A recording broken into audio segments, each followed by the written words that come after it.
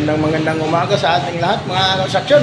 Itong cabinet ng konstruksyon, pinalagyan ng parang design sa harapan ng may-ari ng konstruksyon. Lagyan ng konstruksyon. Ginamitan ko lang konstruksyon ng gypsum board na itong konstruksyon. Ginamit ko. Yan, lagyan ko ng plywood para magkaroon parang tambol. Ayan.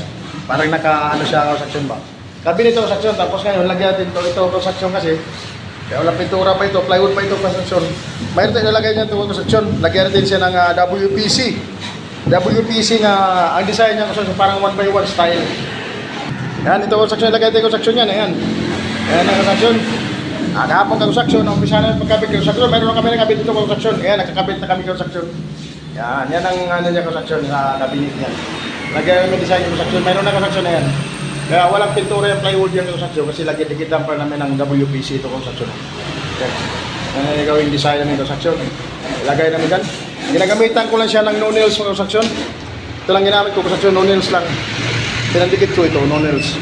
Dikit lang yung construction kasi pagka i-discrew yung construction, maaaring mapapasag. Kaya ginamit natin no nails lang ang construction.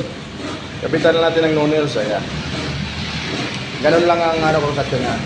Padikit natin, no nails lang ginamit ito. Para magkaroon siya design construction niya. Sa harapan niya construction. Ayan. Tapos yung construction, puti lang yun. Ayan, yung cabinet na parang counter, may counter to construction. Kasi gawin ito coffee shop, kaya ginawa natin ng design sa harapan. Yan, ilagay tayo ng WPC sa harapan yan. Ito yung natawag WPC ng construction.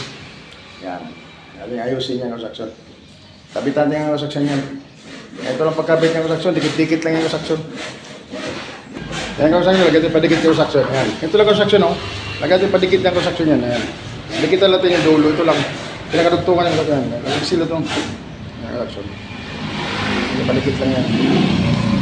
Ano ito construction? No nails. Dikit lang. Gamitan natin ang sealant gun. Kung mayroon ka sealant gun yung construction, maganda. Maganda yung pag may sealant gun. Siyempre, sa gitna ng construction, lagyan din natin yan. Ano lang. Para magkaroon ng kakapit sa construction.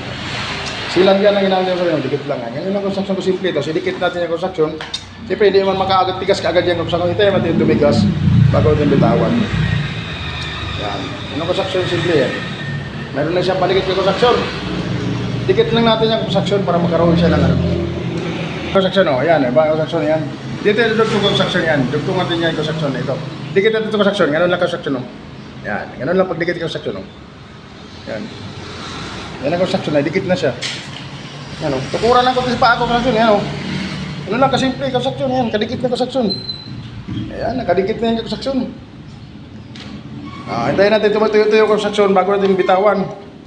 Hintayin natin tuyo-tuyo ng konti bago natin bitawan kasi titigas naman yun sa construction. Ayan, o. Ayan ang construction, o. Ayan ang WPC. Kabit natin yung construction. Ayan, thank you for watching mga construction. Ganito lang kasimple pagkabit ng WPC construction. Ginagamitan ko lang no nails construction. Sa mga baguhan dyan, maraming salamat. Ito para baka sakaling makatulong sa ating mga baguhang kapwa mga construction dyan. Maraming salamat sa panood yung construction. Hanggang dito lang construction. Bye bye. I love you.